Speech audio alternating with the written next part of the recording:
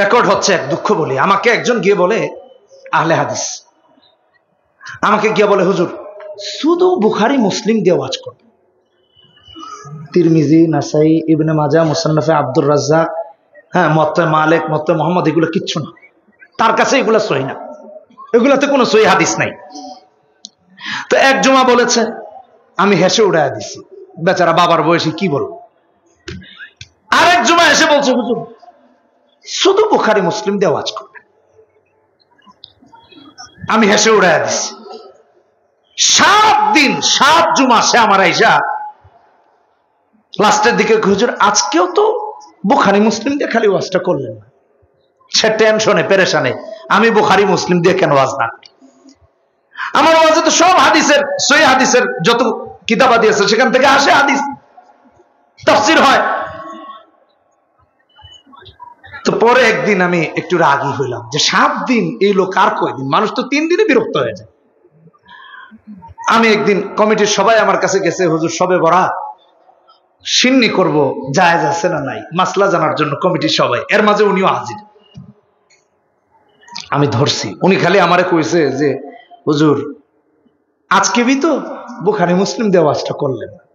তো আমি মাকতাবাতুশ শামিলা মুতালা করতেছিলাম, আমার মোবাইলে এটা ছিল মিনিমাইজ করা, আমি সাথে সাথে পকেট থেকে বাইর করে কইলাম, এখান থেকে 2টা লাইন পড়ে, ডিরেক্ট একেবারে সমস্ত কমিটির সামনে হাতে ধরা শুরু করছে, কি ধরবে কি না ধরবে, পাগল হয়ে গেছে। আমি বললাম, না, আপনাকে পড়তেই হবে, আপনি 7 জুমা আমাকে বলছেন শুধু বুখারী মুসলিম দিয়ে ওয়াজ করবার, আপনি বুখারী মুসলিম কি বুঝলেন এটা আমার দেখার বিষয়। এখানে বুখারী মুসলিমের হাদিস আছে, আপনি 2টা পড়েন। এখন আর এদিক যায় ওদিক যায়, মুখ লোকায়। পরে আমি সমস্ত কমিটির সামনে দাঁড়ায় বললাম, আগামী জুমা থেকে আপনি নামাজ পড়াইবেন আর বেতন আমি দিব। কথা ক্লিয়ার? কমিটির সবাই দাঁড়ান, ভালো করে শুনে রাখেন, এরা কাল্পনিক কথা বলতেছি না, বাস্তব কথা বলতেছি, আমার সাথে ঘটে যাওয়া কথা বলতেছি, সমস্ত কমিটিকে সামনে রেখে। কমিটি আমার সাথে মিটিং এ বসেছে, আমি বলেছি, হ্যাঁ, আমি বরং বলে দিয়েছি আগামী জুমা থেকে আমি নামাজ পড়াবো না, উনি নামাজ পড়াবে, খতিব আপনাদের, আর বেতন আমি দিব। আপনারা তো আমাকে দিতেন, আমি দিব, এখন আপনাদেরও আরেকটা বোঝা হালকা হবে।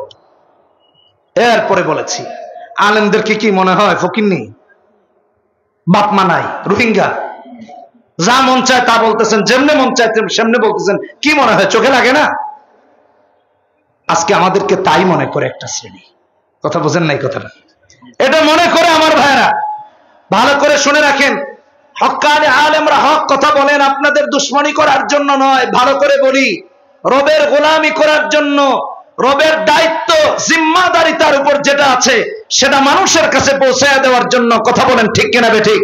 3464 নম্বর হাদিসে এসেছে বুখারীতে, রাসূল বলেছেন, বাল্লিগু আন্নি ওয়ালাউ আয়া, বাল্লিগু আন্নি ওয়ালাউ আয়া। রাসূলুল্লাহ সাল্লাল্লাহু আলাইহি ওয়াসাল্লামের থেকে এই জিম্মাদারি হক্কানি উলামায়ে কেরামরা পেয়েছেন দেখে মানুষের দাঁড়ে দাঁড়ে ঘরে ঘরে গিয়ে পৌঁছান। নয়তো আমি দায়িত্ব নিয়ে বলছি, কয় হাজার টাকা একজন ইমামকে আর খতিবকে বেতন দেন, অটো রিকশা যারা চালায় তারা এর চেয়ে বেশি বেতন পায়, টাকা পায়। ভালো করে বুঝে রাখেন, কোন হক্কানি আলেমকে টাকা দিয়ে কিনে নিতে পারবেন না, কখনো পারবেন না। মাথায় রাখুন কথাগুলো, আলেমের উপর দায়িত্ব আছে। যদি বলেন হুজুর আলেমের উপর কি দায়িত্ব আছে, ভালো করে শুনে নেন। আর যে আলেম হককে জানার পরে সুস্পষ্ট ভাবে প্রমাণিত হওয়ার পর হককে গোপন করে, আল্লাহ বলেছেন তার উপর অভিসম্পাত করেন। কোরআনে কারীম খুলে দেখেন, এখানে তো অনেক উলামায়ে কেরাম উপস্থিত আছেন। সূরা বাকারা 159 নম্বর আয়াত, 3 নম্বর পৃষ্ঠা, 2 নম্বর পারা, ইন্নাল্লাযীনা ইয়াকতুমুনা মা আনজালনা মিনাল বায়িনাত ওয়াল হুদা মিন বা'দি মা বায়্যানাহু লিন-নাসি ফিল কিতাব উলাইকা ইয়ালআনুহুমুল্লাহ ওয়া ইয়ালআনুহুমুল লাঈনুন। এইজন্য আলেমের উপর দায়িত্ব আছে।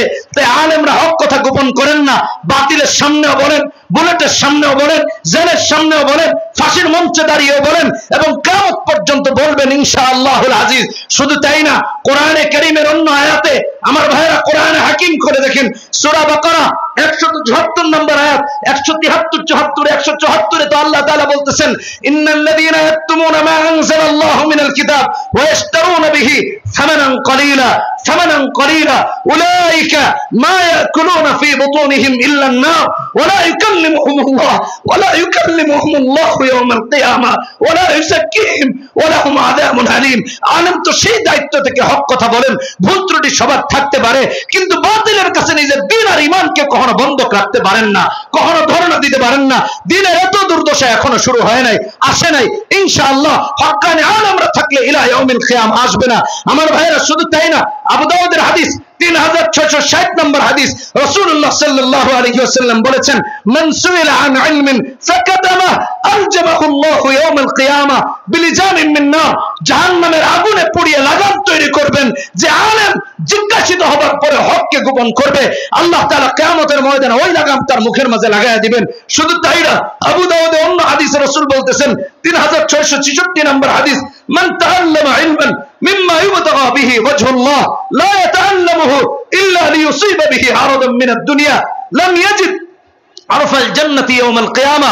কিয়ামতের দিন এমন আলেম জান্নাতের সুঘ্রাণও পাবেন না। এই জন্য আলেমরা অর্থ উপার্জনের জন্য দিন শিখেন না, তাই তারা মাদ্রাসাগুলো ছেড়ে যান না, মসজিদগুলো ছেড়ে যান না, হকের পথ ছেড়ে যান না। প্রয়োজনে জেল খেটতেছেন, প্রয়োজনে ঘরে থাকতে পারেন না, বাড়িতে থাকতে পারেন না, আন্তর্জাতিক ষড়যন্ত্রের শিকার হয়ে দিনের পর দিন দাড়িওয়ালাদেরকে জঙ্গি বানানোর নাটক হয়, টুপিওয়ালাদেরকে জঙ্গি বানানোর নাটক হয়। শুধু তাই না, বড় দুঃখজনক হলো জঙ্গি বানাতে বানাতে এরা এতটাই বিকারগ্রস্ত হয়ে গেছে, এতটাই পাগলের মতো হয়ে গেছে, উন্মাদ হয়ে গেছে। মাঝে মাঝে দেখা যায়, আপনারা সোশ্যাল মিডিয়াতে দেখবেন, আছে ফাজাইলে আমল পেয়েছে তারাও জঙ্গি বলে চালায় দিচ্ছে। তার কাছে নাকি ইসলামিক বই পাওয়া গেছে, ধর্মীয় বই পাওয়া গেছে। আরে আহাম্মক, ধর্মীয় বই পাইলে সে তো জঙ্গি হয় না, ধার্মিক হয়। কথা বলেন না কেন? ধর্মীয় বই পাইলে কি হয়? কোরআনের হাফেজ আলেমরে জঙ্গি না বানায়া যারা কোরআন নিয়ে বিশ্বজয় করে তাদেরকে মর্যাদা দিন, দেশের সম্মান বাড়বে। জোরে বলেন ঠিক কিনা বে ঠিক? বিশ্বকাপে কয়বার বাংলাদেশ চ্যাম্পিয়ন হয়েছে? 50 বার। হ্যাঁ, 5 বার। একবার বাছাই পড়বে চান্স পায়। ফুটবলে বার। ক্রিকেট একটা টিমে সারা দেশের প্রতিনিধিত্ব করে কয়জন? 11 জন। ফুটবলেও করে 11 জন, তাই না? না 12 জন? 11 জন। ক্রিকেটে করে কয়জন? 11 জন। একটা টুর্নামেন্টে চ্যাম্পিয়ন হলে একেবারে বাড়ি গাড়ি ফ্ল্যাট দিয়ে দেয়। কথা বলেন না কেন? একটা টুর্নামেন্টে চ্যাম্পিয়ন হলে, এই যে সাফে চ্যাম্পিয়ন হয়েছে, কি ছাদ খোলা বাস নিয়ে সংবর্ধনা দিয়েছে, অসুবিধা নাই। আপনার দেশের জন্য দিয়েছেন, আপনাদের তরফ থেকে অসুবিধা নাই, মেনে নিলাম। তো আপনারা বৈষম্য কেন কোরআনের ব্যাপারে করেন? কোরআনের ব্যাপারে বৈষম্য কেন? দেখেন, আমাদের এক ছেলে কুয়েতের আন্তর্জাতিক প্রতিযোগিতায় প্রথম হয়েছে, মার্কাজুল ফাইজুল কোরআনের। শুধু এখানে না, আবার আরেক ছেলে হয়েছে তুরস্কে। আপনি তাকিয়ে দেখেন, 11 জন প্রতিনিধিত্ব করে মাত্র 12-13টা দলের বিরুদ্ধে, অস্ট্রেলিয়ার বিরুদ্ধে, পাকিস্তানের বিরুদ্ধে, অমুকের বিরুদ্ধে, তমুকের বিরুদ্ধে।